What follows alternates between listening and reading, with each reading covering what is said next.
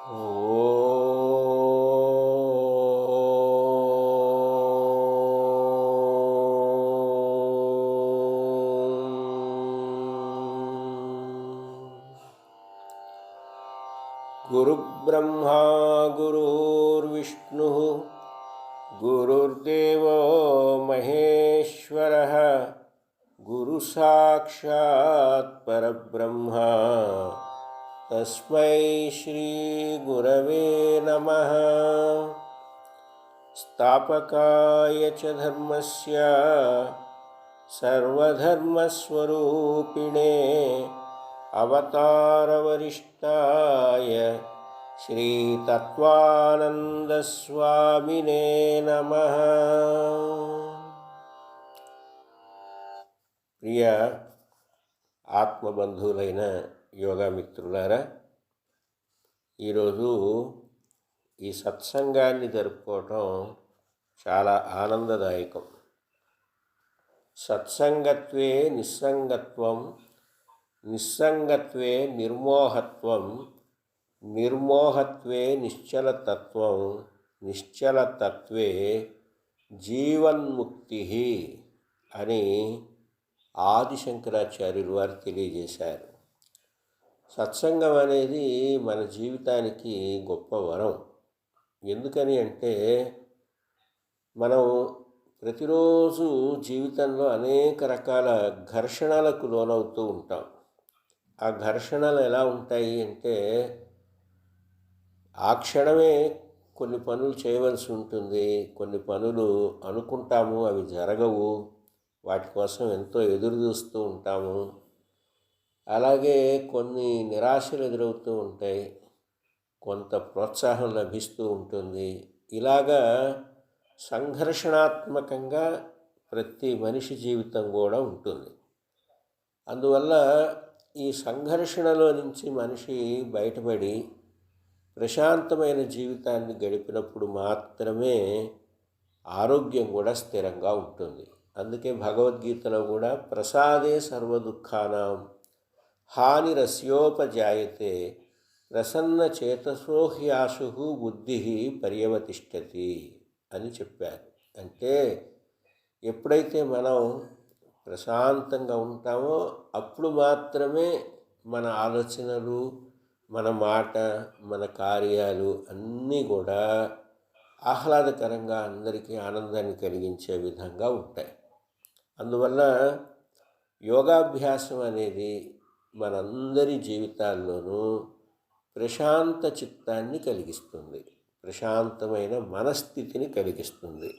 అందువల్ల మనం చాలా ఆనందంగా జీవించగలుగుతాం. ఈ విషయాన్ని శాస్త్రాలు కూడా నిరూపణ చేశాయి. ఎంత చక్కగా శాస్త్రాలు నిరూపణ చేశాయి అంటే ఆసనాలు వేస్తే మనకి ఏం కలుగుతుందో మనం గనక జాగ్రత్తగా గమనిస్తే తెలుస్తుంది. ఆసనాలు ఏమిటి అంటే ఆసనాలు ఆరోగ్య కుసుమాలు అన్నారు. అంటే మనకు ఆరోగ్యాన్ని చేకూర్చేవి ఆసనాలు. ఆసనం చేసేటప్పుడు తొలి రోజుల్లో కొంచెం శరీరంలో నొప్పులుగా కూడా ఉంటుంది. కానీ ఆసనాలను చెయ్యాలి అని అలవాటైన తర్వాత మానుకోలేనటువంటి స్థితి కూడా ఏర్పడుతుంది. అందుకనే స్థిర సుఖం ఆసనం అన్నారు. ఆసనం అంటే ఏమిటట? స్థిరంగా ఉండాలి ఏదైనా భంగిమలో. ఆ భంగిమలో మనం స్థిరంగా ఉన్నప్పుడు అది మనకి సుఖాన్ని కూడా కలిగించాలి. అప్పుడే ఆసన సిద్ధి అనేది లభించినట్లు. మరి ఈరోజు మనం ప్రపంచవ్యాప్తంగా కూడా శాస్త్ర సాంకేతిక రంగాలు ఎంతో అభివృద్ధి చెందిన తర్వాత యోగాన్ని కూడా సైంటిఫిక్గా ఎనాలిసిస్ చేసే పరిస్థితి వచ్చింది. అలా ఎనాలిసిస్ చేసినప్పుడు మనకేం కలుగుతుంది, ఏం తెలుస్తుంది అంటే ఆసనాలు వేసినప్పుడు ఎండోమార్ఫిన్స్ అనేవి మానవ శరీరంలో ఈ హార్మోన్లు చక్కగా ఉత్పత్తి అవుతాయి. అంటే మనం ఒక తీర్థయాత్రకి వెళ్ళినప్పుడు కొత్త ప్రదేశంలో ఆహ్లాదకరంగా నడుస్తూ ఉంటే ఆ మందిరాలు తిలకిస్తూ ఉంటే చల్లని వాతావరణంలో కంటికి ఇంపై కాళ్లకు నడక ఈ రెండు ఉన్నప్పుడు ఏ రకమైన హార్మోన్లు అయితే మన శరీరంలో తయారై మన మనస్సుకు ఆనందాన్ని కలిగిస్తాయో అలాగే ఆసనాలు వేసేటప్పుడు కూడా మన శరీరంలో అలాంటి జీవరసాయన క్రియలు ఏర్పాటవుతాయి. అందువల్ల ఆసనాలు అలవాటైన తర్వాత ప్రతిరోజు చెయ్యాలి అని కూడా అనిపిస్తూ ఉంటుంది. అందుకే మేమైతే ఏమంటామంటే ఆహారం తీసుకున్నన్నాళ్ళు ఆసనాలు వేయండి, ప్రాణం ఉన్నన్నాళ్ళు ప్రాణాయామం చేయండి, మనసుకు మౌనమే ఆహారం, బుద్ధిని శుద్ధిగా ఉంచండి, మీ ఆత్మ ఆనందంలో ఓలలాడుతుంది. ఆహారం తీసుకున్నన్నాళ్ళు ఆసనాలు వేయాలి, ప్రాణం ఉన్నన్నాళ్ళు ప్రాణాయామం చేయాలి. మనస్సుకు మౌనమే నిజమైన ఆహారం. అప్పుడప్పుడు కాసేపు ప్రశాంతంగా ధ్యానావస్థలో మౌనంగా కూర్చుంటే మనసు చాలా ఆనందంగా ఉంటుంది. అలాగే బుద్ధిని శుద్ధిగా ఉంచాలి, అసూయ ద్వేషాలు లేకుండా ఉండాలి. మనకి అసూయ అంతఃశత్రు, అది మనకే కష్టాన్ని కలిగిస్తుంది. కాబట్టి అప్పుడు ఆత్మానందం అనేది కలుగుతుంది అని మనం సిద్ధాంతీకరించి చెప్తూ ఉంటాం. నిజంగా కూడా అదే జరుగుతూ ఉంటుందన్నమాట. ఈ వినాళ గ్రంథులన్నీ కూడా చక్కగా పనిచేసి హార్మోన్లను ఉత్పత్తి చేసి రక్తం ద్వారా శరీర భాగాలకు ఈ జీవరసాయనాలు అందేట్టుగా చేస్తాయి ఆసనాలు. అందువల్ల ఆసనాలు వేసినప్పుడు ఎంత సుఖంగా ఉంటుందో. నాకైతే పద్మాసనం వేసి ఒక అర్ధగంట కూర్చుంటే శరీరం గాలిలో తేలిపోతున్నట్టుగా ఉంటుంది, అంత ఆనందంగా ఉంటుంది. అలాగే యోగాభ్యాసం చేసేటప్పుడు మన ఓంకారాన్ని కూడా చేస్తూ ఉంటాం. ఓంకార జపం జరుగుతూ ఉంటుంది యోగం ద్వారా. అలాగే ఉచ్ఛ్వాస నిశ్వాసలను కూడా లయబద్ధంగా పాటిస్తూ ఉంటాం. వీటి వల్ల మన శరీరంలో జరిగే మార్పు ఏమిటి అంటే, మన శరీరంలో డోపమైన్ అనే హార్మోను బాగా ఉత్పత్తి అవుతూ ఉంటుంది. ఇది ఉత్పత్తి అవటం ద్వారా మనకు ఒక ఆనందం కలుగుతుందన్నమాట. నిజానికి చూడండి, ఎవరైనా మనల్ని ప్రశంసించినప్పుడు, మనం చేస్తున్నటువంటి పనిని వాళ్ళు మెచ్చుకున్నప్పుడు, ఏదైనా మనకిష్టమైన కొత్త వస్తువు కొనుక్కున్నప్పుడు, నూతన వస్త్రాలు ధరించినప్పుడు మన మనస్సుకి చాలా ఉల్లాసం కలుగుతూ ఉంటుంది. అట్లాంటి ఉల్లాసం మనకి యోగంలో లభిస్తుందన్నమాట.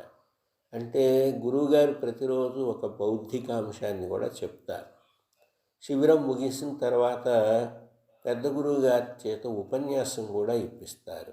ఈ మాటలు కూడా రోజు ఏం చేస్తాయి అంటే మన మనస్సును పలకరిస్తూ ఉంటాయి. ఇది చాలా ముఖ్యమైనటువంటిది. బయట ప్రపంచంలో మనిషికి మధ్య ఆత్మీయత కన్నా ఘర్షణ, పోటీ ఎక్కువగా ఉంటాయి. యోగంలో మనకేం జరుగుతుంది అంటే ఒక ఆత్మీయమైనటువంటి బౌద్ధికాంశం ద్వారా మనస్సుకు ఒక పలకరింపు అనేది వస్తుంది. అట్లాంటి కారణం చేత మన శరీరంలో మనకు ఉల్లాసాన్ని కలిగించి బాధను పోగొట్టే హార్మోన్లు కూడా తయారవుతాయి. ఇక పెద్దలు పలకరించినప్పుడు, పెద్దలు ఆశీర్వదించినప్పుడు మన మనసుకు ఒక ఊరట భావం కలుగుతుంది. అందుకే ఓం శాంతి శాంతి శాంతి అని రోజు అంటాం 3 సార్లు. అంటే ఏమిటి? వ్యక్తిగా నీకు, కుటుంబానికి, ఈ సంఘంలో ఉన్న సకల వ్యక్తులకు, ప్రాణులకు సుఖం కలగాలి అని 3 సార్లు మనం కోరుతున్నాం.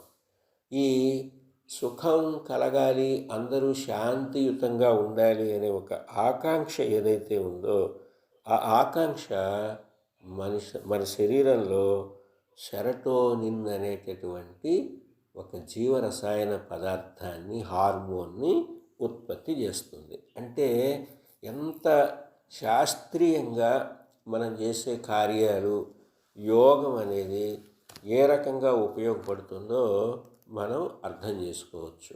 ఈరోజు నేను ఆది శంకరాచార్యులు వారి సత్సంగత్వే నిస్సంగత్వం, నిస్సంగత్వే నిర్మోహత్వం, నిర్మోహత్వే నిశ్చలతత్వం, నిశ్చలతత్వే జీవన్ముక్తి అనే శ్లోకంతో మొదలుపెట్టాను. ఎందుకు ఈ శ్లోకంతో మొదలుపెట్టాను అంటే, సత్సంగత్వే నిస్సంగత్వం, మంచివారితో సాంగత్యం చేయటం వల్ల, మంచి విషయాలు వినడం వల్ల మనస్సులో ఉన్న వేదన తొలగిపోతుంది. ఆ వేదన తొలగిపోయినప్పుడు మోహాంధకారం పోతుంది. మోహాంధకారం పోయినప్పుడు మనస్సు శాంతపడుతుంది. ఆ నిశ్చల తత్వంలోనే జీవన్ముక్తి లభిస్తుంది అన్నారు. ఇది కూడా ఎంతో గొప్ప శాస్త్రం. ఎందుకని అంటే, ఎవరైనా సరే తల్లిదండ్రులు తమ బిడ్డల్ని ఆలింగనం చేసుకున్నప్పుడు ఆ పుత్రగాత్ర పరిష్వంగంలో మహా ఆనందాన్ని పొందుతారు.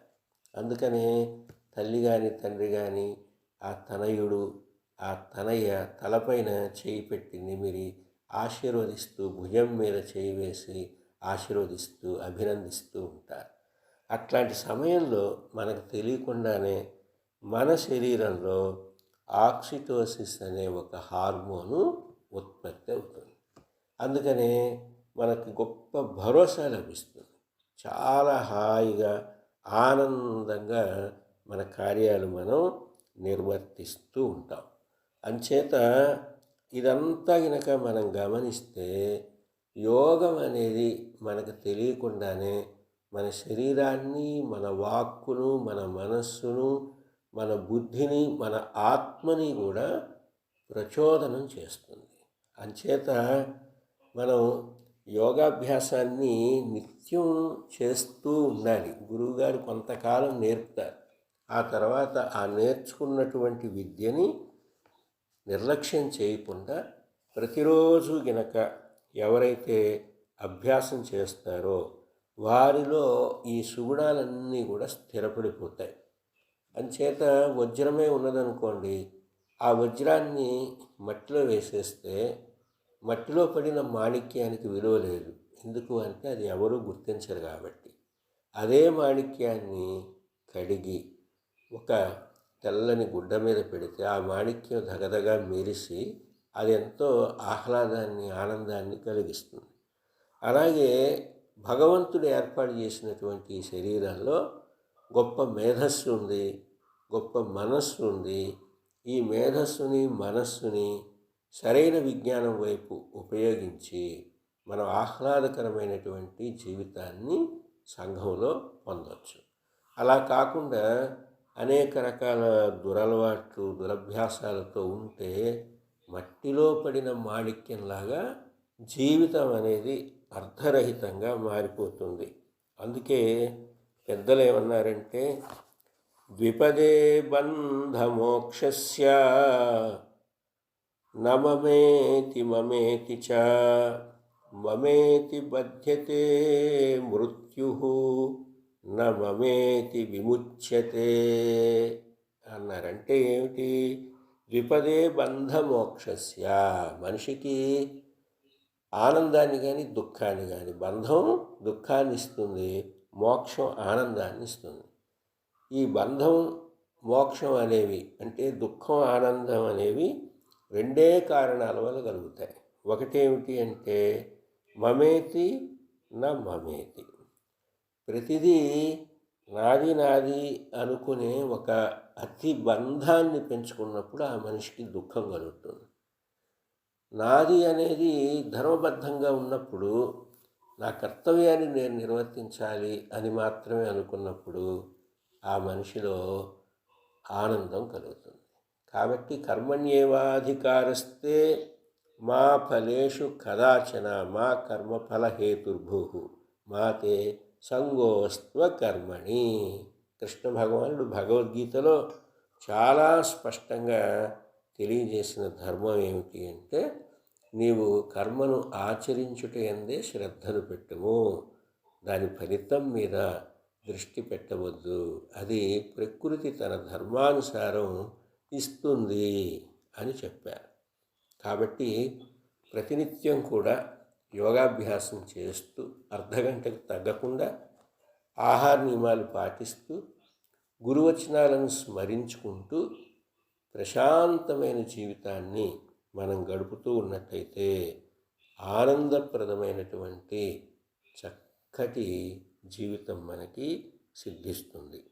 కనుక అలాంటి ఆనందప్రదమైన జీవితాన్ని అందరం కూడా పొందాలి అని కోరుకుంటూ అందరికీ శుభం కలగాలి అని ఆకాంక్షిస్తూ ఈ శిక్షణా శిబిరాన్ని